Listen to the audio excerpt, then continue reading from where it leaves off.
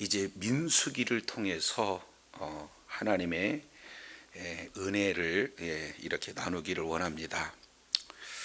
이제 민수기는 사실은 모세 오경 중에 네 번째 성경이 되겠죠. 그래서 사실은 민수기는 내용이 정말로 많은 이스라엘 백성들이 광야에서 죽고 또 어려운 고난의 시간들을 이렇게 보내는 그런 내용들이 주로 기록이 되고 있습니다. 그렇기 때문에 사실은 민수기 내용을 잘 우리가 이렇게 다뤄야 됨에도 불구하고 잘 다뤄지지 않는 그런 성경 중에 하나가 또 민수기다, 이렇게 볼 수가 있습니다. 그런데다가 이 민수기의 이 내용은 사실은 전체 구조를 이해하는데 상당히 어려움을 겪고 있어요. 그렇기 때문에 학자마다 다양한 그런 민수기에 대한 관점들을 제시하고 있기 때문에 사실은 쉬운 것 같으나 까다로운 그런 내용이 민수기에 소개가 되고 있습니다. 그래서 이제 우리가 민수기 내용을 통해서 그 한 절 한 절 주님께서 허락하신 그런 의도를 따라 우리가 살펴보기를 하는데, 가장 먼저 우리가 민수기 1장 1절을 접하기 앞서 먼저 민수기의 그 위치를 조금 살펴볼 필요가 있어요. 그래서 모세 오경 속에서 나타나는 민수기 위치, 그리고 또 민수기 전체의 구조 속에서 하나님이 말씀하고자 하는 그런 의도, 이런 내용들을 살펴보고 우리가 한 절 한 절 살펴보는 그런 시간을 갖도록 하겠습니다. 이제 우리가 잘 알겠지만 민수기라고 하는 이 내용은 바로 백성민자 그리고 수수자, 그러니까 백성, 이스라엘 백성들을 센 그런 어떤 내용을 기록했다 하는 의미에서 민수기 이렇게 표현을 하고 있습니다. 그래서 민수기 이 내용은 이제 1장에서 숫자를 세요. 그리고 다시 한번 어떻게 됩니까? 이제 26장에서 두 번째로 숫자를 세는 그런 어떤 내용이 되어집니다. 이제 우리 하나님께서 이스라엘 백성들을 구원해 내셔요. 그리고 나서 이제는 가나안 땅으로 인도하여 가실 때 먼 여행을 진행하잖아요. 그러면 우리도 소풍을 간다 이렇게 했을 때 가장 먼저 출발하기 전에 사람 숫자를 또 세고, 그리고 또 마지막 돌아올 때 뭐 합니까? 또 숫자를 세는 것과 마찬가지죠. 그래서 수를 시작할 때 세고 또 가나안 땅 들어가고자 하는 그런 마지막에 수를 세는 두 번 수를 셌다 해서 민수기 이렇게 우리가 살펴볼 수가 있습니다. 자, 그런데 수를 센 결과 이 내용을 통해서 보면은 여기는 하나님의 놀라운 은혜가 있으면서 동시에 여기에 하나님께서 이제 이스라엘 백성들을 심판하시는 모습들이 그대로 녹아져 있습니다. 그렇기 때문에 자, 1장 먼저 46절 내용을 보면은 숫자를 다 센 총 결과 몇 명이 이렇게 기록이 되고 있느냐 봤더니 1장 46절에 계수함을 입은 자의 총계가 60만 3,550명이었다 이렇게 지금 말씀을 하고 있습니다.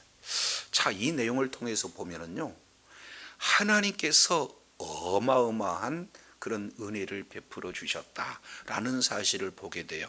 왜 그렇습니까? 이제 우리가 민수기에 앞서 우리가 살펴본 그런 내용 중에 하나가 레위기, 그리고 출애굽기, 그 다음에 또 뭡니까? 창세기, 순서가 좀 바뀌었네요. 자, 이 내용을 통해서 보면은 왜 우리 하나님께서 애굽에서 인도하여 내셨을까 하는 그 내용이 레위기 속에 잘 담겨져 있습니다. 우리 하나님께서는 이스라엘 백성들과 언약을 맺으시고, 그리고 이스라엘 백성들을 통해서 예배를 받으시기를 원하셨습니다. 그렇기 때문에 이제 레위기를 통해서 하나님께서는 이스라엘 백성을 친히 만나 주시고, 그리고 이스라엘 백성들과 친히 교제해 주시는데 방법은 뭐가 되는 겁니까? 예배를 통해서, 제사를 통해서 하나님과 깊은 교제가 이루어지는 은혜가 있어요. 그렇게 하기 위해서 출애굽을 시켰다 그 말이죠. 그래서 이스라엘 백성들이 이제는 애굽에서 종노릇하고 있는 그들을 하나님의 큰 은혜로 구원해내셔서 그들을 통해서 예배를 이렇게 받으시는 내용이 출애굽기, 레위기에. 그렇다면 그 하나님은 누구신가? 이 내용이 창세기에 기록하고 있어요. 하나님이 누구신가? 예배를 받으시는 그 하나님은 언약의 4명의 족장을 통해서 우리 하나님께서 미리 약속하신 그런 내용이 창세기에 기록되고 있어요. 그래서 예배를 받으신 그 하나님이 누구신가? 창세기. 그리고 주님께서 예배를 받으시기 위해서 이스라엘 백성들을 구원하신 하나님, 출애굽기. 그리고 진정한 하나님과 만나고 하나님과 교제함으로 늘 이제는 하나님이 거룩하시고, 그리고 동시에 이스라엘 백성들을 거룩하게 하셔서 이제는 예배를 통해서 만나시는 하나님 내용이 레위기에 기록되고 있다면, 이제 우리 하나님께서 한 걸음 한 걸음 약속의 땅 가나안 땅으로 이렇게 진행하시면서 우리 주님께서 이스라엘 백성들을 어떻게 하셨는가 하는 내용을 보면은 이제는 말씀으로 훈련시키는 그런 하나님이심을 볼 수가 있어요. 그랬을 때, 자, 출애굽기 내용을 통해서 보면은 이스라엘 백성들이 몇 명으로 이제 애굽으로 이주합니까? 그렇습니다. 70명. 근데 오늘 내용을 보니까 60만 3,550명. 이 내용은 언약의 조상 아브람, 이삭, 야곱을 통해서 우리 하나님께서 약속하신 그 약속이 이루어지는 장면을 보게 되었죠.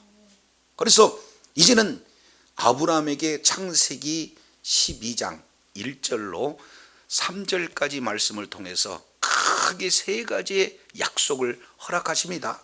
그래서 씨에 대한 약속, 2번째 땅에 대한 약속, 그리고 3번째 모든 만민이 복을 이렇게 받기 위해 돌아오시는 그런 약속, 이 내용들을 구체적으로 말씀을 하고 있는데, 여기에 씨 내용을 통해서 보니까 애굽에서 우리 하나님께서 얼마나 많은 사람들로 뭐합니까?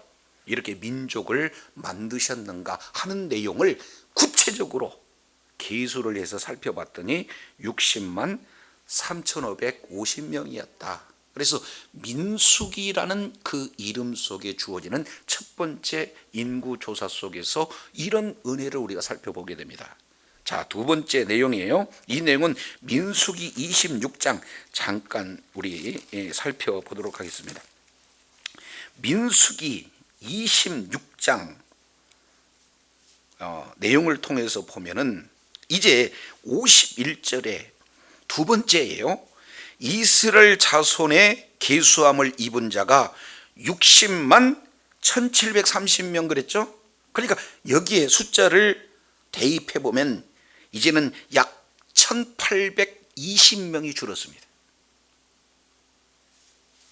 우리 하나님께서는 광야 40년 동안 이제 말씀의 훈련을, 예배의 훈련을 계속해서 진행하고 있는데 1세대, 9세대는 사실은 다 죽었어요. 그리고 이제는 새로운 새 세대를 계수를 해봤더니 어떻게 되는 겁니까? 60만 1730명, 약 첫 번째 계수한 것보다 1820명이 줄어드는 그런 어떤 상황이 되어지는 거예요.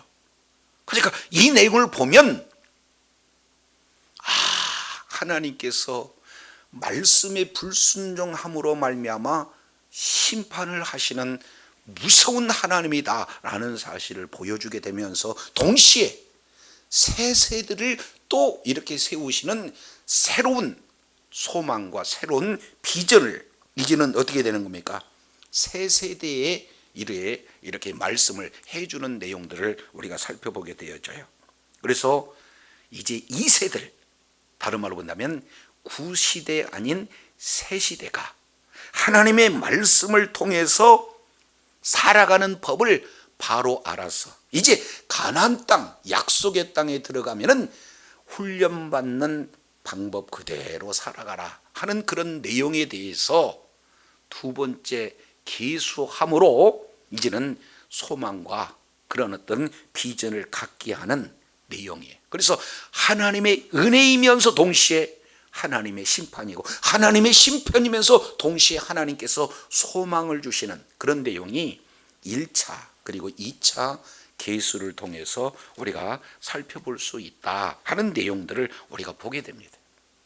자, 그렇다면 민수기라는 그런 이름도 있지만 70인역에서 내용을 통해서 보면은 이 이름을 어떻게 하냐면은 빼 미드바르라는 단어를 써요. 이 내용을 굳이 번역한다면 광야에서 이렇게 말씀을 이렇게 할 수 있게 되겠죠.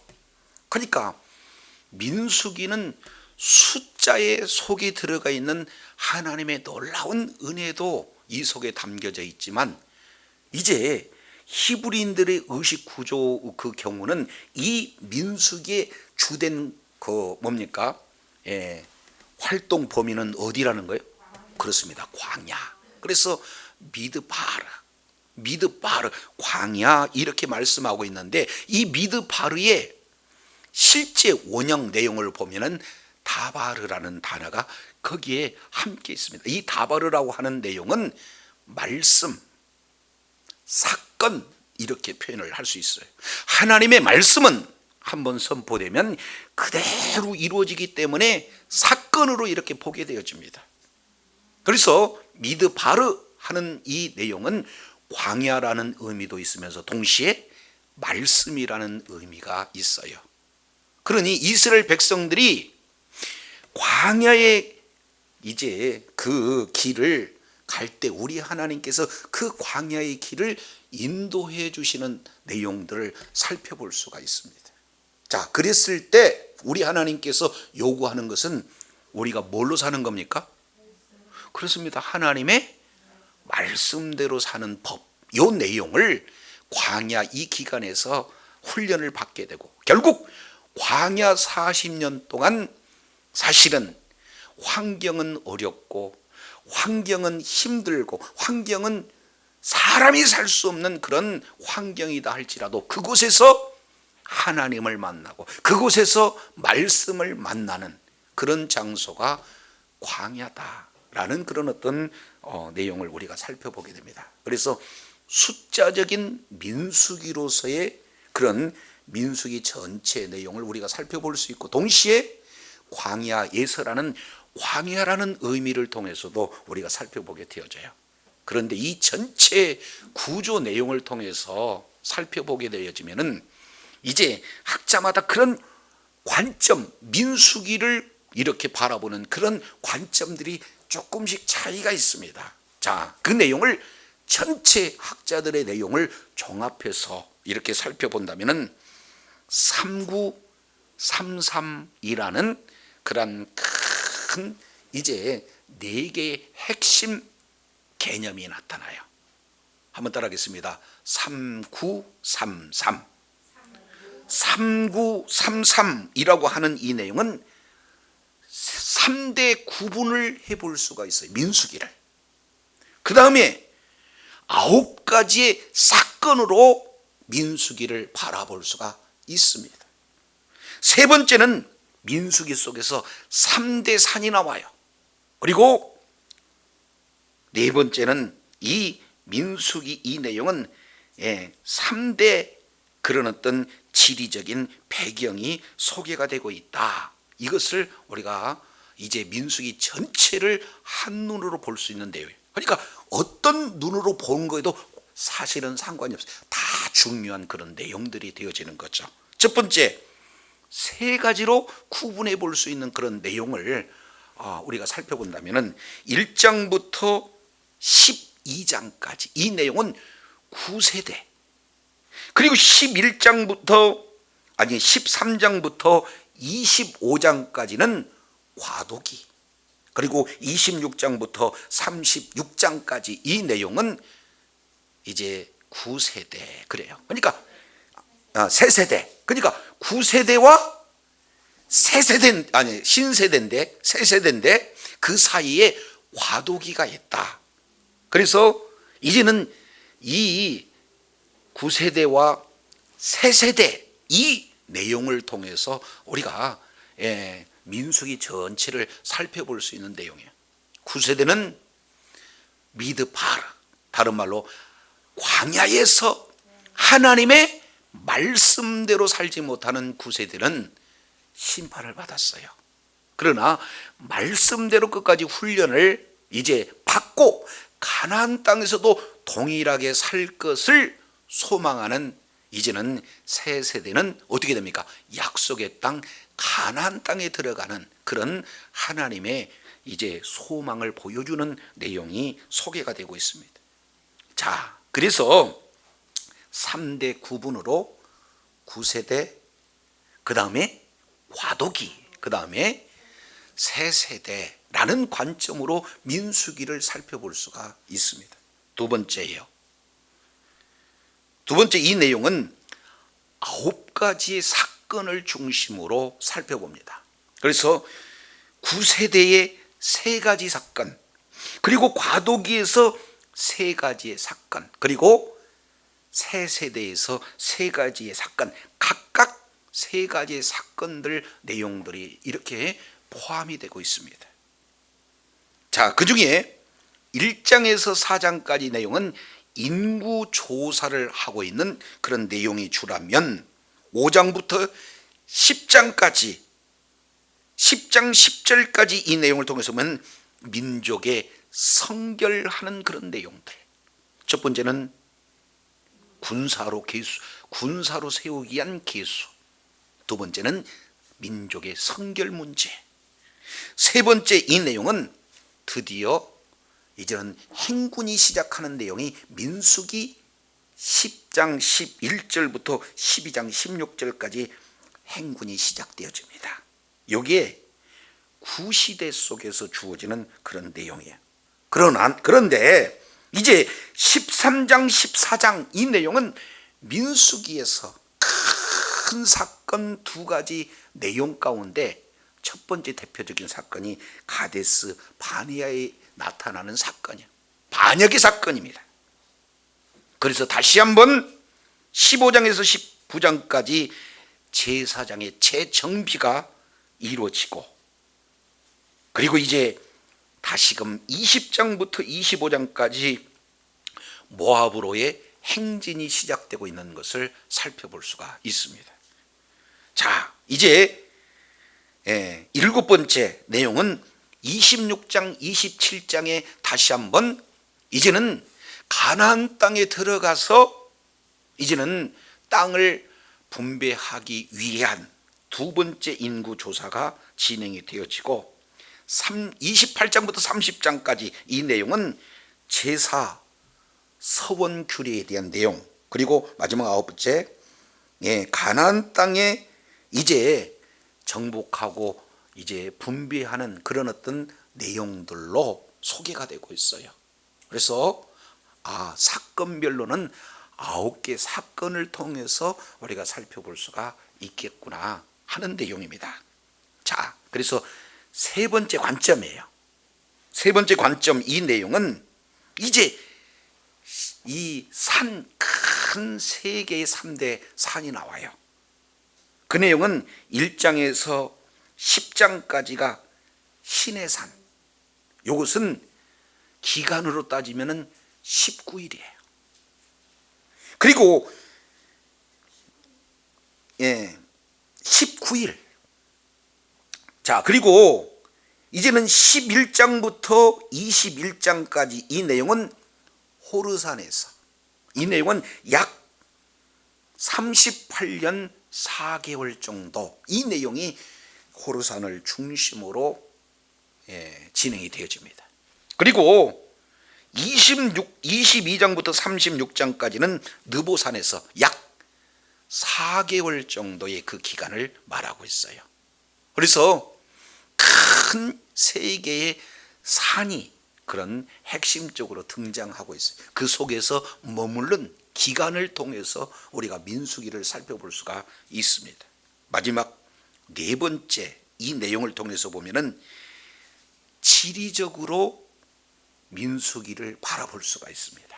그러면 여기서 지리적으로 하는 내용은 첫 번째 내용을 통해서 본 1장에서 12장까지 이 내용은 시내산에서, 두 번째 13장부터 25장까지는 광야에서, 그리고 이제는 26장부터 36장까지는 모압 평지에서, 그래서 지리적인 내용을 통해서 민수기를 볼 수가 있습니다.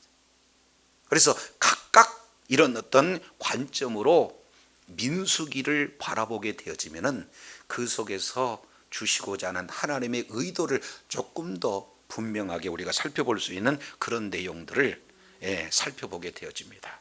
그래서 민수기라는 이름에서 미드바르라는 그 이름을 통해서 우리가 살펴봤고, 두 번째 큰 구조 네 가지 내용으로 살펴봤습니다.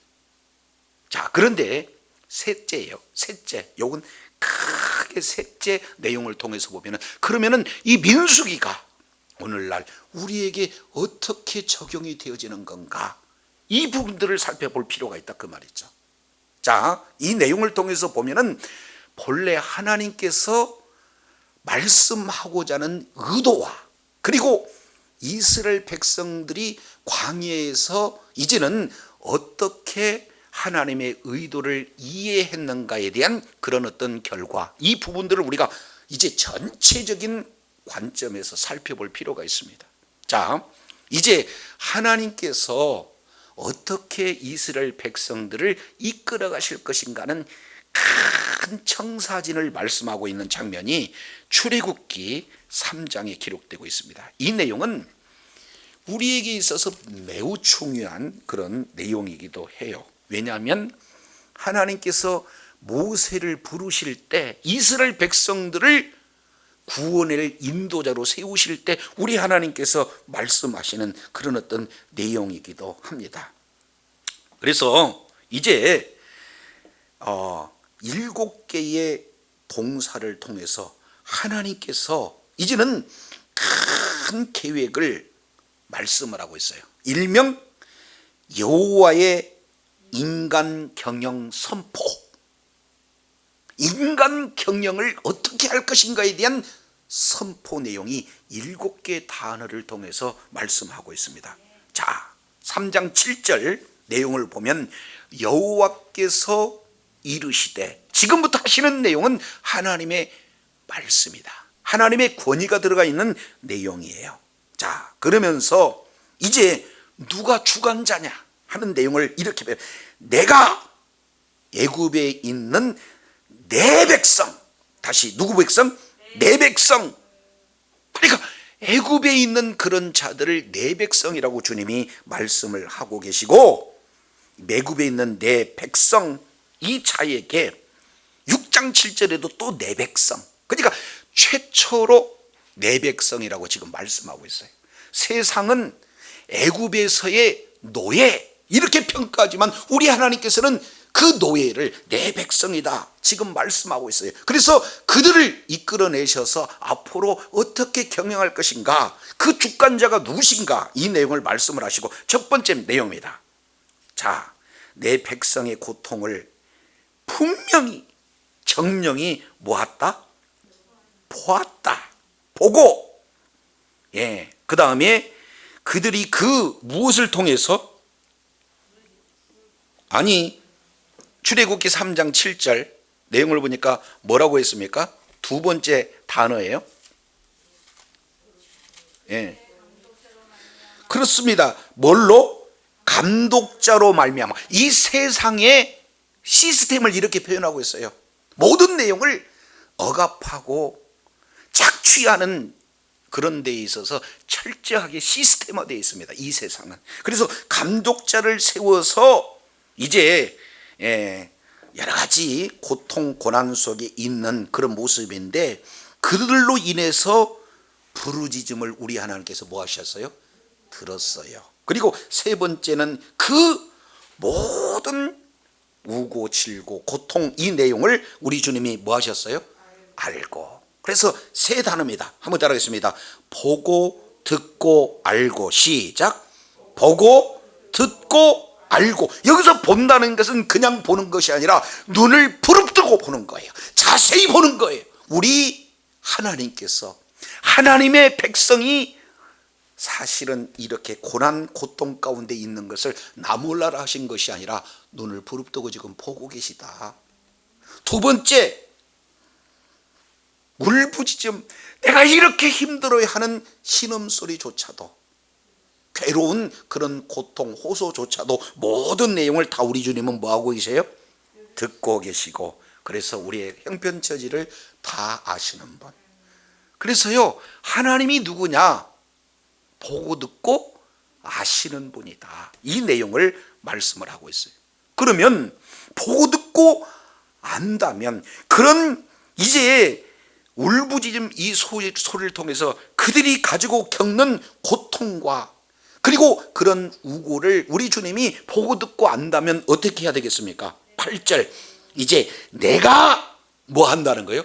내려와서. 이것이 구약의 성탄절입니다. 이것이 인카네이션이에요. 우리 하나님께서는 하늘 보좌를 버리시고 이 땅에 내려오시는 예수 그리스도, 우리를 구원하시기 위해서 오신 예수 그리스도를 지금 그대로 지금 표현을 해주고 계시는 겁니다. 그러면서 내려와서 그들을 애굽 속에서 뭐 한다는 거예요? 건져내시고. 이것이 바로 십자가의 사건이에요. 구원의 사건이에요. 값을 지불하시고 우리 주님께서 건져내셔요. 그리고 건져내실 뿐만 아니라 이제는 여섯 번째, 그들을 그 땅, 다른 말로 약속의 땅으로 인도하여 내셔요. 그 땅은 어떤 땅이냐? 아름답고 광대한 땅, 젖과 꿀이 흐르는 그런 땅, 그 땅으로 뭐 하려 하신다? 데려가려 하노라. 그래서 보고 듣고 알고, 그 다음에 내려와서 건져내고 인도하여 데려가려 하노라. 이것이 출애굽과 출애굽기와 민수기의 전체 내용뿐만 아니라 이것이 오늘날 예수 그리스도를 믿는 믿음을 가진 그런 자들이 이제는 순례의 길을 걸어 마지막 최종적인 목적지인 천국, 바로 하나님의 나라까지 우리 하나님께서 어떻게 이렇게 경영하신가 하는 경영의 7대 동사를 이렇게 표를 해주고 계셔요. 그렇다면 우리 주님께서는 출애굽 이후에 뭐 하고 계시는 거예요? 인도하시는데, 지금 인도하는 과정이 어떻게 되는 겁니까? 민수기 광야에서 인도해 내시는 그런 내용들을 보게 됩니다. 그러면은 여기서 인도하는 그런 내용을 어떻게, 어떤 목적을 가지고 인도하고 계시는가, 이 내용을 느헤미야 선지자는 조금 더 색다르게 표현해. 이것을 인도하시는 그런 부분에 대해서 자 이제 느헤미야 9장 잠깐 살펴보겠습니다. 느헤미야 9장 18절 내용을 보면, 또 그들이 송아지를 부어 만들고, 출애굽 사건이에요. 그러면서 너희를 인도하여 애굽에서 나오게 하신 하나님이라 하여 크게 뭐 했습니까? 하나님을 모독했어요. 이것이 하나님께서 출애굽을 통한 그 놀라운 은혜를 베풀어 주셨음에도 불구하고 인간의 그런 죄악상, 이 내용은 계속해서 하나님을 대적하는, 하나님을 모독하는 그런 일들 가운데 있어요. 자, 자, 그러면 우리 하나님께서는 어떻게 하시는가? 19절 내용을 보면 외아타 그러나 주께서는, 외아타 그러나 주께서는 어떻게 하십니까? 뭘 베풀어 주셔요? 거기다가 밑줄을 쫙 치세요. 인간은 계속 폐역을 이렇게 저지르지만 우리 하나님께서는 그런 폐역한 인간들에게 뭘 베풀어 주시냐면은 긍휼을 베풀어 주십니다. 이 긍휼이라고 하는 것은 라함, 어머니가 자녀를 사랑하되 이제는 아예 그 생명체를 잉태하는 그런 자궁의 의미가 이 속에 포함되고 있어요. 그처럼 사랑하시는 단어를 말씀을 하고 있어요. 자, 그래서 은혜의 하나님, 패역한 백성들에 대한 우리 하나님은 은혜를 베풀어 주셔요. 자, 은혜를 베풀어 주시되, 자, 첫 번째입니다. 첫 번째 내용을 통해서 보니까 그들을 광야에서 버리지 아니하시고 낮에는 구름 기둥으로 길을 뭐하시고 인도하시고 밤에는 불기둥으로 그 행할 길을 비추셔서 떠나게 아니하셨다. 이렇게 말씀을 하고 있어요. 한번 따라하겠습니다. 인도하신 하나님. 그렇습니다. 광야에서 우리 주님은 뭐 하고 계세요? 인도하고 계세요. 계속해서 지금 인도하고 계십니다. 인도하실 때 겉으로 드러나는 것은 불기둥, 구름기둥이에요. 근데 실제로는 민수기 9장 이 내용을 통해서 보면은 이게 말씀이다라는 사실을 이렇게 말씀하고 있어요. 그러니까 우리 주님께서는 광야에서 이끄시되 불기둥, 구름기둥 인도하시지만 말씀으로 우리 하나님께서 이끌어 가시는 것을 보게 됩니다. 자, 그렇게 하기 위해서 두 번째입니다. 두 번째 20절 내용을 보니까 주의 선한 뭐를 주셔요? 영을 주셔서 그들을 뭐하고 계시는 겁니까? 가르치고 계세요. 이것이 민수기서 11장 7절 17절 내용을 통해서 보면은 모세가 불평했을 때 70인 장로에게 뭘 주십니까? 성령을 부어주시는 거예요. 그러니까 구약에서 나타난 성령님의 모습을 잘 표현해 줍니다. 그래서 성령님을 통해서 우리를 시마다 때마다 뭐하고 계시느냐? 가르쳐 주신다. 이 내용은 시편 143편 10절 내용과 일치하는 그런 어떤 내용이기도 합니다. 자, 그리고 세 번째 내용이에요. 인도하시고 가르쳐 주실 뿐만 아니라 계속 우리 하나님께서는 주님의 만나가 그 입에서 끊어지지 않고 그들의 목마름으로 뭘 주셔요? 물을 주셔요. 만나와 물을 공급하시는 하나님. 이게 광야에서 베풀어 주시는 라함의 은혜. 이 내용이 그대로 우리 하나님께서는 이루신다라는 사실을 보게 됩니다. 그래서 마지막 네 번째 내용을 통해서 보면은 어떻게 돼요? 40년 동안을 들에서 뭐 하셨어요? 기르시되. 자, 그래서 우리 주님은 마치 우리를 하나님이 목자가 되시고 우리를 양으로 여기시고, 그래서 이제 한 사람 한 사람을 뭐 하고 계셔요? 기르시는 하나님. 그래서 기르신 결과 결핍함, 부족함이 없어요. 그래서 다윗은 시편 23편에 여호와는 나의 목자시니 내게 부족함이 없으리로다. 그러니까 우리 주님께서 계속 인도하실 때마다 부족함이 없어요. 그 대표적인 내용이 옷이 헤어지지 않고 발이 뭐 했어요? 부르트지 아니하였다. 이것이 광야에서 우리 하나님께서 베푸신 은혜에 대한 내용이에요. 인간은 계속 이제 주님을 모독하지만 우리 하나님께서는 그런 속에서도 은혜를 베풀어 주심으로 말미암아 인도하시고 가르치시고 또 공급해 주시고 길러 주셔서 마침내 부족함이 없게 할 뿐만 아니라 22절 하반절 내용을 보니까 약속의 땅 가나안 땅으로 이제 이끌어 주신 우리 하나님의 놀라운 은혜를 이렇게 말씀을 하고 있어요. 자, 그렇다면 이 내용이 자, 큰 의미로 우리가 구조를 살펴봤습니다.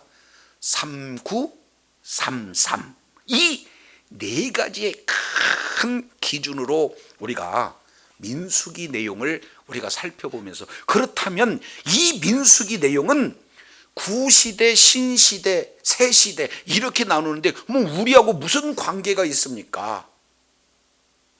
이렇게 물어본다면 사실은 공부에 해당될 수밖에 없잖아요. 그런데 이 민수기와 우리와의 어떤 관계성이 놓여 있는가, 이런 어떤 부분에 대해서 아주 압축적으로 보여주는 내용이, 자, 누가는 사도행전에서 민수기를 단 한 절로 딱 요약해 버립니다.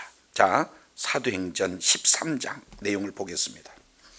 사도행전 13장 이 내용은 1차 전도 여행 때 이제 수리아 안디옥에서 첫 번째 바로 1차 설교를 진행했던 그런 내용들을 말씀을 하고 있어요. 16절 바울이 일어나 손짓하여 말하되 이제 설교를 시작합니다. 17절 이 이스라엘의 백성의 하나님이 우리의 조상을 택하시고 그리고 애굽 땅에서 나그네 된 그 백성을 높여서 큰 권능으로 인도하여 내사, 여기가 출애굽이에요. 그러니까 출애굽기를 17절 한 절로 딱 요약해 버립니다. 이것이 사도 바울의 설교를 지금 이렇게 말씀을 하고 있어요. 그러니까 대단한 요약 능력을 지금 사도 바울이 보여주고 있습니다. 자, 그러면 광야 40년 동안 민수기를 어떻게 압축 요약합니까? 18절 내용을 보니까 광야에서 약 40년간 뭐를 했어요? 맞습니다. 그들의 소행을 참으시고. 그러면 그들의 소행은 누가 되겠습니까? 이스라엘 백성들이에요. 원망하고 불평하고 탐욕을 드러내고 음행하고 우상 숭배하고 이런 모든 내용들을 지금 그들의 소행, 이렇게 표현하고 있습니다.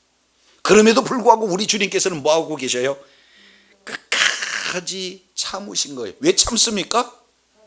약속 때문에 참아요. 우리 하나님께서 언약하신 아브라함과 이삭과 야곱을 통해서 약속하신 그 약속을 신실하게 이루시기 위해서 참으시되 오래 참으시는 그런 내용들을 보게 됩니다. 자, 그런데 그러면은 소행이 어떤 내용인가? 이 내용을 사도 바울이 이제는 오늘날 이 소행이 그들만의 소행이 아니라 오늘날 우리들의 소행이다 하는 내용을 그대로 보여주고 있어요. 그래서 민수기가 우리들에게 꼭 이루어져야 할 그런 내용, 이 부분들을, 자, 어디를 살펴보냐면은 고린도전서 10장 보겠습니다. 고린도전서 10장 내용을 보면, 자, 10장이에요. 10장 1절 형제들아 너희가 알지 못하기를 내가 원치 않는다. 그러니까 꼭 알아야 될 내용이 있다. 그게 뭐냐? 우리 조상들이 다 구름 아래에 있고 어디로 지나갔어요? 바다 가운데로 지나갔다 하는 내용들을 지금 말씀하고 있어요. 이것은 하나님의 전적인 은혜를 체험하고 있는 거예요. 우리 하나님께서 이스라엘 백성들을 애굽에서 이끌어내시고 앞에 가로막힌 홍해를 뭐예요? 갈라서 이제는 마른 땅이 되게 하시고 그 속에 뭐하고 계셔요? 바다 가운데로 지금 지나가게 하는 내용이에요. 그러니까 이스라엘 백성들은 바다를 지나가지만 이것은 하나님의 은혜를 체험하고 있는 그런 어떤 내용이 되어집니다. 그러면서 모세에게 속하여 다 구름과 바다에서 뭘 받았다? 여기가 첫 번째는 팩트가 중요해요. 성경을 볼 때 그러면 팩트는 뭡니까? 바다 가운데로 지나갔다라는 것이 사실이에요. 이게 역사다 그 말이죠. 근데 그 역사를 어떠한 시각으로 바라보느냐, 이게 해석. 그러니까 사건을 어떻게 해석하느냐에 따라서 하나님의 의도를 알 수가 있는데, 그 의미는 뭔가? 그저 바다 구름 이 사이를 통과한 것인가? 아니면 그 내용이 무엇인가? 뒤에 해석을 해놨는데 그게 뭡니까? 그렇습니다. 세례를 받은 거예요. 아, 세례식이 치러지는구나 라고 사도 바울은 출애굽 홍해 사건을 의미를 부여해 주는 것을 보게 됩니다. 자, 그러면은 큰 하나의 그 주제는 이렇게 말씀을 하고 있으니까 그 다음부터는요, 다 알고 있는 팩트는 하나의 생략하고 계속해서 미닝, 의미를 부여합니다. 해석을 부여해요. 그러면 다 같이 신령한 식물을 먹으며, 그러면 여기서 신령한 식물은 만나 사건을 얘기하는 거죠. 그러니까 다 알고 있는 만나 사건은 빼버리고 만나가 어떤 의미인가? 신령한 식물이었다. 그리고 또 10절 신령한 음료를 마셨다. 뒤에 그들을 따르는 신령한 반석으로부터 마셨으니 그 반석은 뭐다? 그렇습니다. 그리스도. 이제 광야에서 이제는 그들이 목말라 했을 때 이제는 반석을 쳐서 생수가 나왔잖아요. 근데 그 반석이 뭐냐 봤더니 예수 그리스도다. 이 내용을 실제 이제 요한복음 7장 내용에서 우리 주님께서 자세히 부분들을 설명을 해주고 계시는 것을 보게 됩니다. 그래서 거저 생수를 먹는 사건으로 끝나는 것이 아니다. 그 사건에는 반드시 하나님의 의도가 있다. 그 의도는 뭡니까? 반석은 예수 그리스도다. 이렇게 말씀을 하고 있어요. 구원받는 이스라엘 백성들이 이제는 반석이 되신 예수 그리스도를 통해서 생수, 너희 배에서 생수의 강이 흘러나리라. 성령 충만한 내용들을 이렇게 말씀을 하고 있어요. 자, 그런데요, 자 5절입니다. 5절. 그러나 그들이 다수가 하나님이 뭐 하시지 않는 고로? 그렇습니다. 기뻐하시지 않는 고로 그들이 다 광야에서 뭐 했습니다? 멸망해. 그러니까 광야에서는요, 하나님께서 심판하시는 그런 내용들로 소개가 되고 있어요. 자, 그런데 자, 이제 오늘날 우리들에게 주시고자 하는 적용입니다.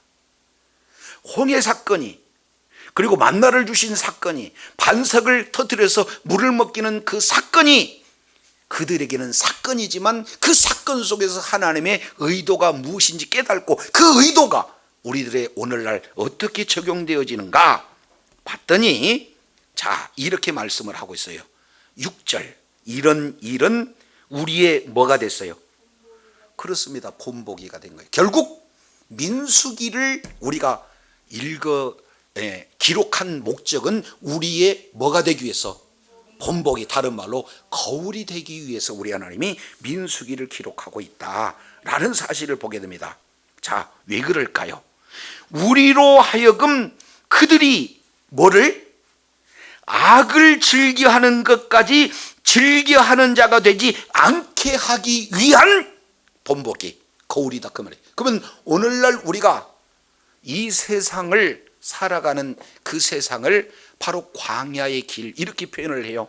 순례자의 길, 그렇습니다. 그럴 때 우리가 이스라엘 백성들이 악을 행하되 그냥 악을 행하는 것이 아니라 악을 오히려 뭐 하고 있습니까? 즐겨한다. 그래서 즐겨함으로 우리 하나님께서 광야에서 멸망을 받는 이유는 악을 즐겨하는 그런 자들이 됐기 때문에 그렇다. 그러면 이 악이 무엇인가? 하나님이 기뻐하시지 않고 하나님께서 멸할 수밖에 없는 그 악을 즐겼는데 그 악을 뭐라고 하는가? 크게 네 가지 내용을 말씀하고 있어요. 7절 보겠습니다. 7절 첫 번째입니다. 너희 중에 어떤 이들과 같이 너희는 뭐를 하는 자가 되지 말라? 그렇습니다. 우상 숭배. 그래서 광야에서 하나님의 노를 격발한 것은 우상 숭배였다는 것을 보게 되어져요. 두 번째입니다. 8절. 그들 중에 어떤 일은 간음을 하다가 하루에 2만 3천 명이 죽었으니 우리는 그들과 같이 뭐 하지 말라? 음행하지 말자. 우상 문제와 음행 문제. 세 번째 내용을 보니까 이제 9절. 어떤 이들은 주를 시험하다가 뱀에게 멸망당했는데 우리도 그들과 같이 뭐 하지 말자? 시험하지 말자. 그리고 네 번째입니다. 그들 중에 어떤 이들은 원망하다 멸망시키는 자에게 멸망하였나니 너희는 그들과 같이 원망하지 말라. 그래서 4번씩 그들과 같이 뭐뭐하지 마라. 그들과 같이 뭐뭐하지 말라. 첫 번째 우상, 그 다음에 음행, 그 다음에 시험, 그 다음에 원망. 이런 것들이 악인데 이것들을 즐겼다 그 말이죠. 자, 그러면 11절 여기 결론이에요. 이게 고린도전서 10장 1절부터 바로 10절까지의 결론입니다. 11절 그들에게 당한 이런 일이 우리들에게 뭐가 됐어요? 본보기가 되어서 또한 말세를 만난 우리로 뭘 하기 위해서? 우리는 말세, 예수님의 초림과 예수님의 재림을 말세 그래요. 그러한 말세를 만난 우리에게 어떻게 하기 위해서? 깨우치게 하기 위해서, 경계하기 위해서, 훈계하기 위해서 이 민수기서를 기록했다라는 사실을 보게 됩니다. 그러니 민수기 내용을 통해서 구체적으로 하나는 악, 그리고 4가지 내용은 뭐가 됩니까? 우상숭배, 음행, 그 다음에 시험, 원망, 이런 내용들이 구체적으로 어떻게 진행됐는가 하는 내용이 민수기 속에서 다분히 자세히 이렇게 기록되고 있다. 그래서 오늘날 우리가 민수기서를 읽으면서 하나님이 어떻게 그들을 기뻐하시지 않아, 다른 말로 오래 참으시다 멸망할 수밖에 없는 그 원인이 무엇인가 하는 내용들을 민수기를 통해서 보여주셔서 이제 그들은 하나의 샘플이고 하나님이 원하시는 것은 바로 저와 여러분의 말세를 만난 우리에게 경계로 주시는 책이 바로 민수기서인 줄로 깨달으시길 바랍니다. 그래서 늘 말세를 살아가는 우리가 민수기를 통해서 교훈을 삼고 사건 속에서 정확한 의미를 깨달을 뿐만 아니라 이 내용을 우리 삶 속에 적용해서 정말로 끝까지 멸망당하지 않고 약속의 땅 가나안 땅까지 뭐예요?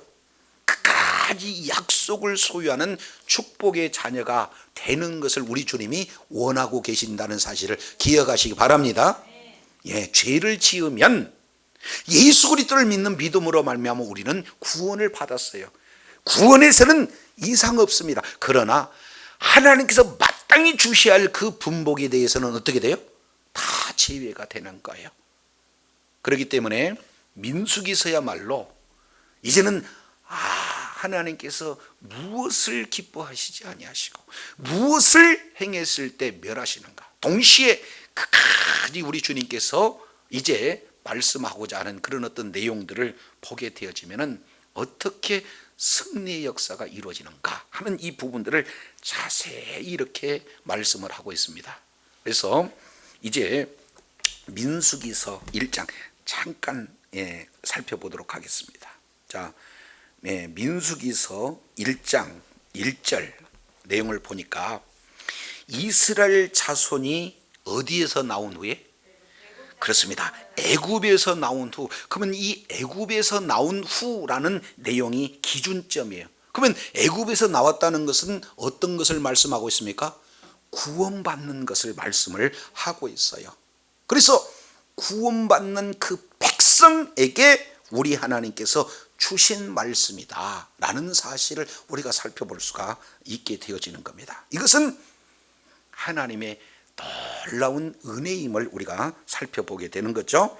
자, 그러면서 두 번째 키워드입니다. 첫 번째, 이스라엘 자손이 애굽 땅에서 나온 후, 다른 말로 구원받은 백성들, 구원받은 후에 두 번째 개념이에요. 제 몇 년 몇 월 며칠? 그렇습니다. 제 2년 2월 1일에 주신 말씀이에요. 구원받은 백성들에게 주신 말씀이기도 하지만 2년 2월 1일에 주신 말씀이다 하는 것을 보게 돼요.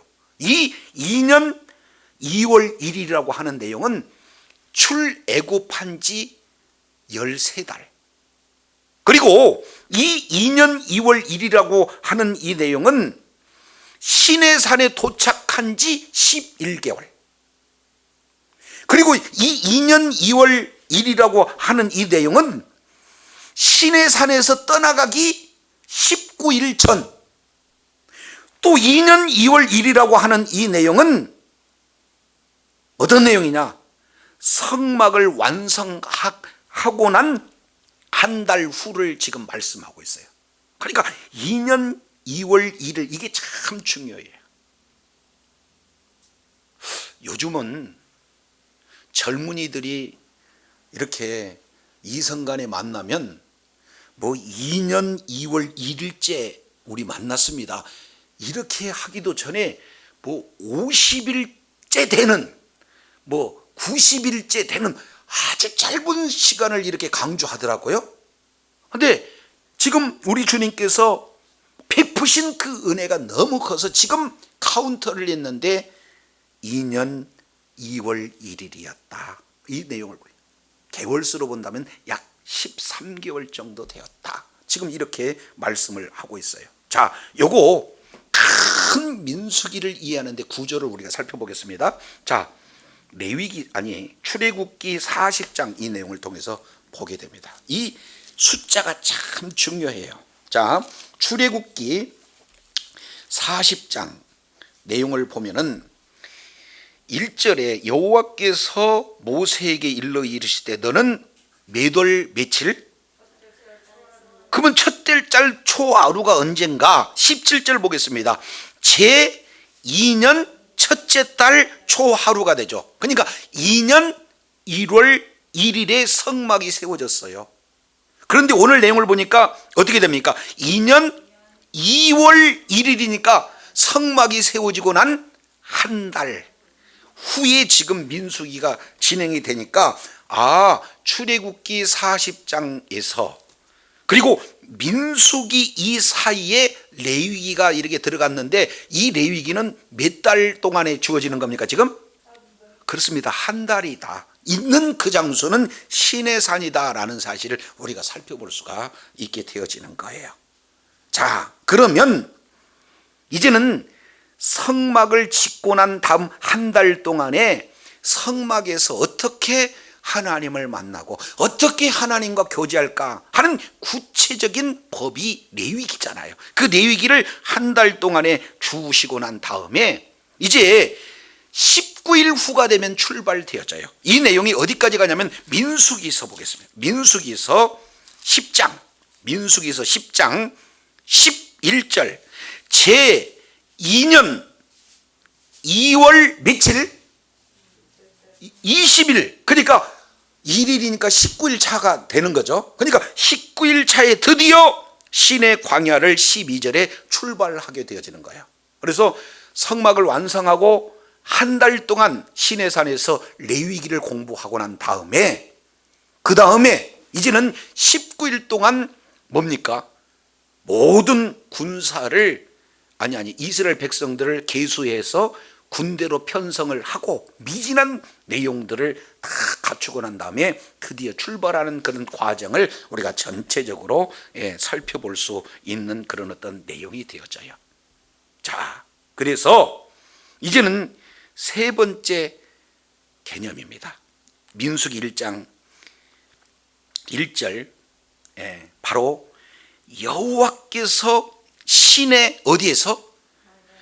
광야 회막에서, 이 회막에서라고 하는 이 내용은 레위기 1장 1절 전체를 지금 말씀을 하고 있어요. 여기서 회막에서라고 하는 이 내용은 레위기 1장 1절 내용을 보면 성막을 완성하고 그 성막이 완성된 그곳에 여호와의 영광으로 충만한데, 그곳에서 우리 주님께서 뭐 합니까?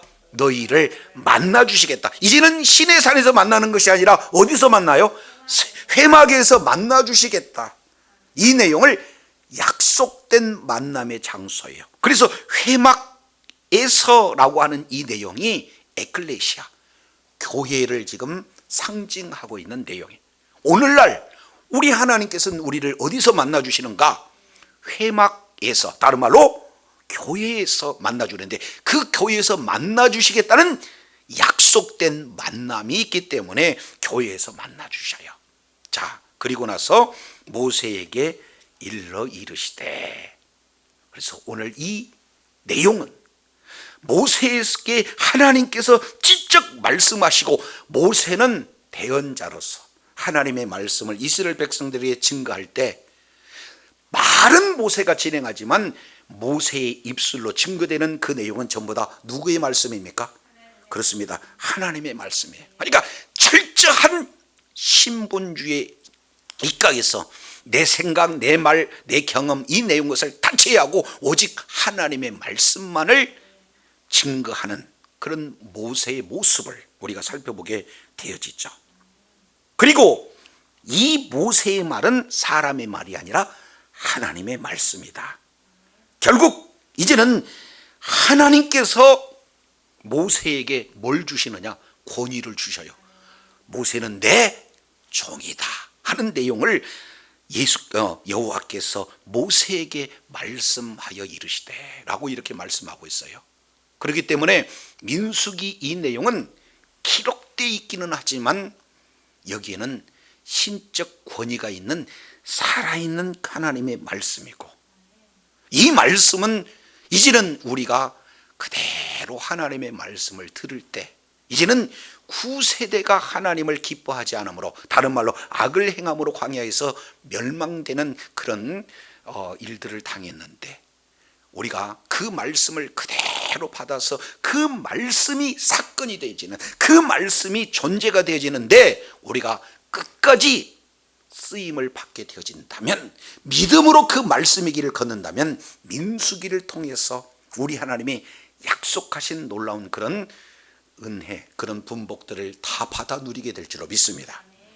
오늘 이 민수기를 통해서 하나님의 의도를 잘 깨닫고 주님 오시는 그날까지 믿음의 길을 걸음으로 말미암아 말씀을 통한 훈련을 통해서 말씀이 사건이 되어지고 말씀이 실체가 되어져서 말씀에 따른 아름다운 결실을 맺음으로 하나님께 더욱더 영광 돌리며 끝까지 존귀하겠음 받는 주의 사랑하는 자녀들이 되기를 원합니다. 기도하겠습니다. 하나님 아버지, 감사합니다.